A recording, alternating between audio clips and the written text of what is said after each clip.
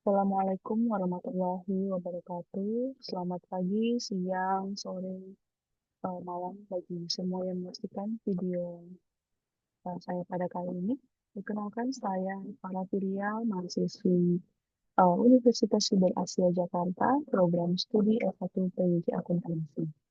Pada kesempatan kali ini saya akan mempresentasikan tugas UAS semester genap tahun 2024-2025 dengan judul inflasi dan konsep dan sistem nilai tukar. Pada kesempatan kali ini, saya akan presentasikan tugas UAS tersebut dalam rangka memenuhi UAS semester genap mata kuliah ekonomi makro dengan dosen Ibu Mutiara Rizky Nurudin. Oke, baik. Untuk materi yang pertama tentang inflasi.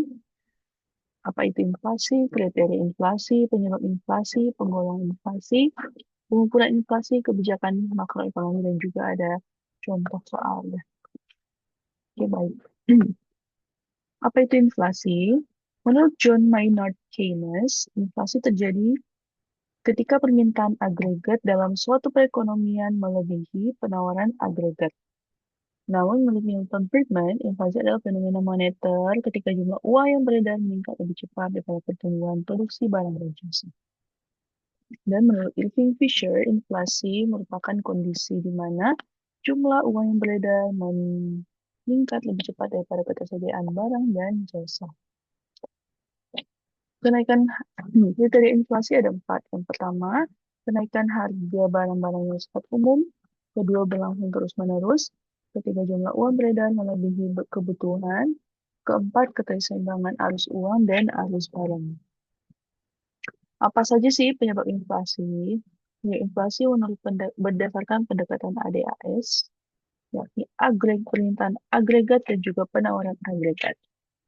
Jadi bisa dilihat di sini ada pergeseran kurva AD ke kanan yang menunjukkan tekanan inflasi akibat adanya peningkatan konsumsi, investasi, atau belanja pemerintah. Namun, jika kurva AS bergeser ke kiri karena kenaikan biaya produksi, maka akan terjadi inflasi dorongan biaya atau cost push inflation. Inflasi itu ada apa aja sih jenisnya? Ya, yang pertama, berdasarkan tingkat lanjut kenaikan harga. Dan yang pertama ada inflasi terkendali, di mana harga kenaikan itu berada di bawah 10% per tahun. Masih bisa ditoleransi dan tidak mengganggu stabilitas ekonomi.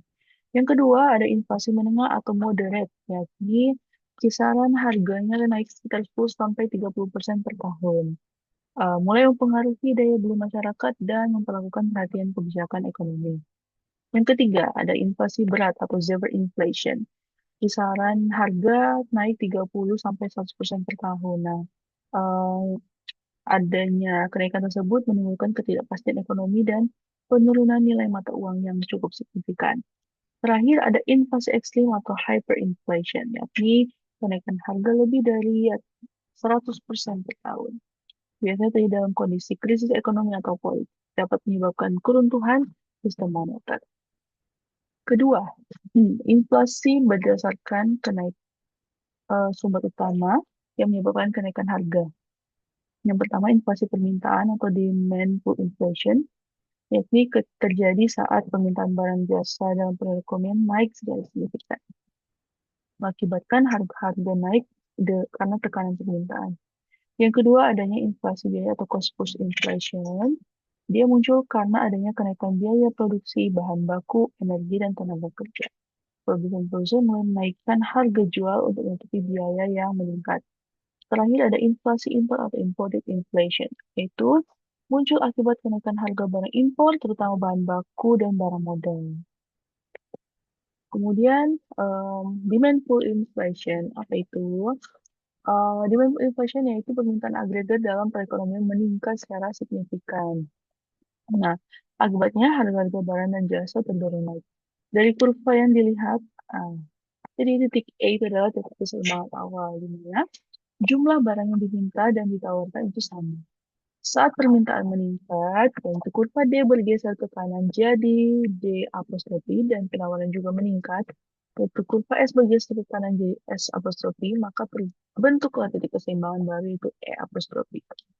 Di titik E apostrofi, harga naik dari P ke P apostrofi dan jumlah barang yang diperdagangkan juga naik dari Q ke Q apostrofi. Berikutnya import inflation, yaitu hal di mana harga barang-barang impor naik. Nah, akibat karena biaya produksi meningkat, produsen kesulitan memenuhi permintaan yang juga naik. Bisa dilihat dari kurva ini, saat kurva AD bergeser ke kiri, dari AD1 ke AD2 artinya pemerintah mengurangi belanja atau investasi. Akibatnya apa? Harga-harga turun dari P1 ke P2. Dan pendapatan nasional juga ikut turun dari Y1 ke Y2. Inflasi, demand pull versus cost push. Jadi inflasi tarikan permintaan dan inflasi dorongan biaya. Apa sih bedanya? Kalau inflasi tarikan, dia terjadi karena adanya kenaikan pendapatan masyarakat, ketidakpastian ekonomi dan politik, dan ekspektasi inflasi. Kalau inflasi dorongan, itu muncul karena adanya kenaikan harga energi, peningkatan upah tenaga kerja, dan kenaikan tarif pajak dan beban regulasi. Nah, untuk pengukuran inflasi sendiri, menggunakan yaitu yang pertama bisa melalui indeks harga konsumen atau IHK. Nah, IHK itu mencerminkan perubahan harga dari sekumpulan barang jasa yang biasanya dikonsumsi oleh rumah tangga. Nah, biasanya ini membandingkan IHK dari dua periode yang berbeda. Nah, rumusnya itu adalah sama dengan IHKN kurang IHKN kurang 1 per IHKN kurang 1 kali 100%. IHKN ini adalah indeks harga konsumen pada tahun berjalan, sementara IHKN kurang 1 adalah indeks harga konsumen pada tahun sebelumnya. Contohnya ya, jika IHK tahun ini adalah 120 dan IHK tahun lalu adalah 115, maka inflasi sama dengan 120 kurang 115 dibagi 115 kali 100%. Didapatkan inflasi sebesar 4,35%. Berikutnya, ukur inflasi juga bisa diukur dari indeks harga perdagangan besar atau IHPB. Nah, IHPB ini mencatat harga-harga pada tingkat grosir atau produsen, mencakup berbagai tahap produksi, dan memberikan gambaran awal tentang tekanan harga yang mungkin akan diteruskan ke konsumen. Rumusnya seperti apa? IHPBN atau nilai indeks pada tahun berjalan dikurangi IHPBN kurang 1 nilai indeks pada tahun sebelumnya dibagi IHPBN kurang 1 atau nilai indeks pada tahun sebelumnya dikali 100%. Contohnya, jika IHPB tahun ini 140 dan tahun lalu 130, maka inflasi sama dengan 140 kurang 130 dibagi 130 kali 100%. Sama dengan 7,69%. Artinya apa?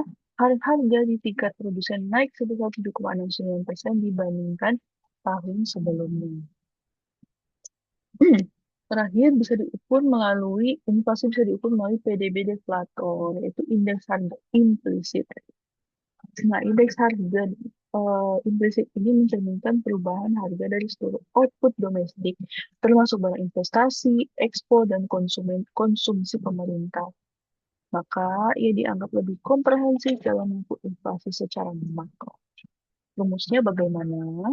Inflasi sama dengan IHIN atau indeks harga implisit pada tahun berjalan dikurangi IHIN kurang 1 yaitu indeks harga implisit pada tahun sebelumnya dibagi IHIN kurang 1 atau indeks harga implisit pada tahun sebelumnya dikali 100%.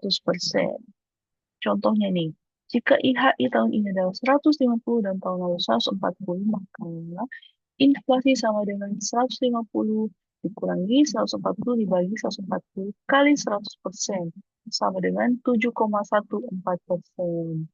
Artinya apa?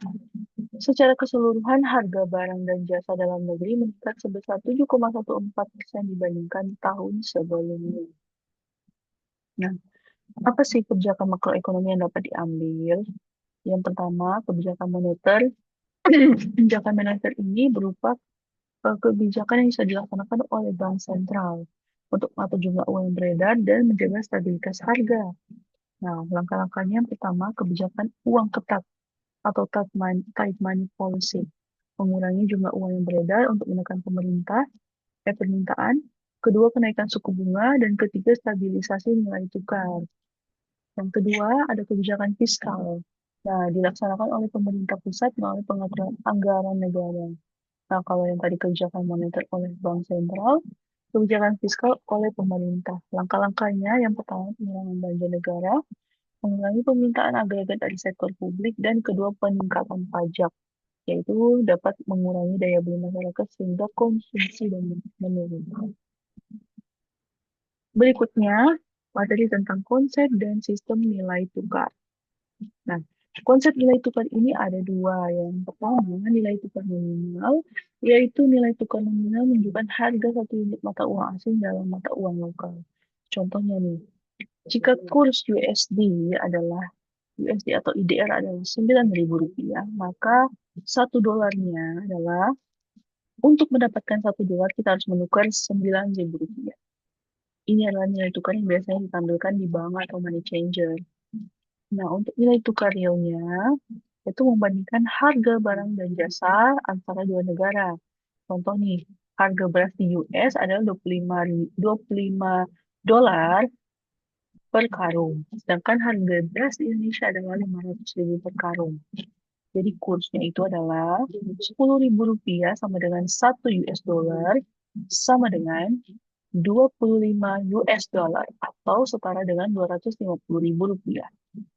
Harga beras US yaitu Rp250.000, setengah dari harga beras Indonesia yaitu Rp500.000. Maka nilai tukar real menunjukkan bahwa satu karung beras AS setara dengan setengah karung beras Indonesia. Apa saja sih sistem nilai tukar mata uang asing? Nah, ada 3 jenis sistem nilai tukar yang digunakan. Yang pertama, sistem kurs tetap atau fixed exchange rate. Yang kedua, sistem kurs mengambang atau floating exchange rate. Yang ketiga, sistem kurs terkendali atau control exchange rate. Nah, untuk sistem kurs tetap ini, pemerintah atau bank sentral yang menetapkan nilai tukar mata uang pada tingkat tertentu. Nah, kalau untuk sistem kurs mengambang, ditentukan oleh mekanisme pasar, agregat, dan penawaran mata uang. Pemerintah tidak campur tangan tentunya di kursi ini, sehingga nilai tukar bisa berubah-ubah. Untuk yang ketiga, kurs terkendali, pemerintah mengatur nilai tukar dengan menetapkan batas atas dan batas bawah. Biasanya sih digunakan oleh negara-negara yang menjaga stabilitas ekonomi namun tetap fleksibel terhadap pasarnya. Kemudian ada sistem kurs dan kurs tetap, mekanisme dan peran bank sentral. Apa sih kurs tetap itu? Kurs tetap adalah sistem di mana nilai tukar mata uang domestik terhadap mata uang asing ditetapkan oleh pemerintah dan dijaga agar tetap stabil. Karakteristiknya biasanya dilakukan melalui kebijakan resmi pemerintah, ada intervensi oleh bank sentral, dan juga adanya dukungan cadangan devisa. Nah, untuk mekanisme penyesuaiannya itu ada devaluasi dan juga revaluasi. Devaluasinya ini biasanya berupa penurunan nilai tukar mata uang domestik secara resmi. Contoh nih, dari Rp2.500 atau US dollar menjadi Rp5.000 per US dollar. Revaluasi, kenaikan nilai tukar mata uang domestik secara resmi. Contoh, dari Rp7.000 per US dollar menjadi Rp4.000 per US dollar. Tujuannya apa? Agar stabilitas ekonomi dan perdagangan ini tetap terjaga. Dan untuk menghindari fluktuasi nilai tukar yang cukup ekstrim. Kemudian, untuk floating exchange rate system ini, kelebihan dan kekurangannya itu yang pertama, dia lebih fleksibel dan responsif terhadap kondisi ekonomi global. Namun kekurangannya itu rentan terhadap fluktuasi tajam yang bisa memicu ketidakstabilan ekonomi. Nah, depresiasinya sih biasanya penurunan nilai mata uang domestik terhadap mata uang asing. Contoh nih, rupiah turun dari Rp9.250.000 per US dollar menjadi Rp9.300 per US dollar. Apresiasinya biasanya kenaikan nilai mata uang domestik terhadap mata uang asing. Contoh, rupiah naik Rp9.100 per US dollar menjadi Rp1.050 per US dollar. Nah, Untuk floating exchange rate system ini, em, biasanya em, mencerminkan jumlah mata uang asing yang ingin dibeli oleh penduduk suatu negara. Biasanya digunakan untuk bayar impor barang dan jasa, investasi luar negeri, bayar utang luar negeri.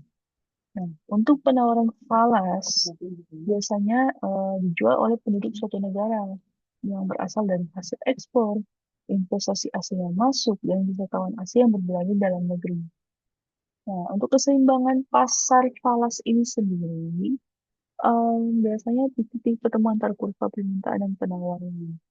Jadi jika permintaannya meningkat tanpa diimbangi penawaran, maka mata uang domestik akan terdepresiasi. Dan sebaliknya, jika penawaran meningkat, maka mata uang domestik bisa mengalami apresiasi. Nah, yang kedua, control exchange rate. Sistem kurs mengambang terkendali. Karakteristiknya apa sih?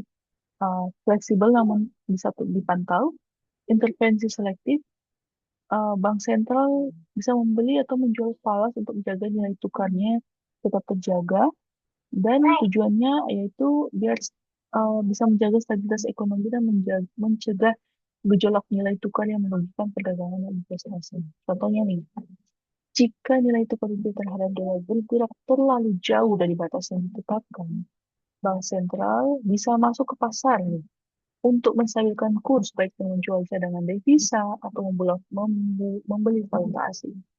Nah, itu contohnya dari control exchange rate. Oke, sekian untuk materi inflasi dan juga sistem konsep nilai tukar mata uang. Semoga materi ini bermanfaat dan sampai jumpa di lain kesempatan. Wassalamualaikum warahmatullahi wabarakatuh. Dan selamat pagi, siang, sore, malam bagi semua ini.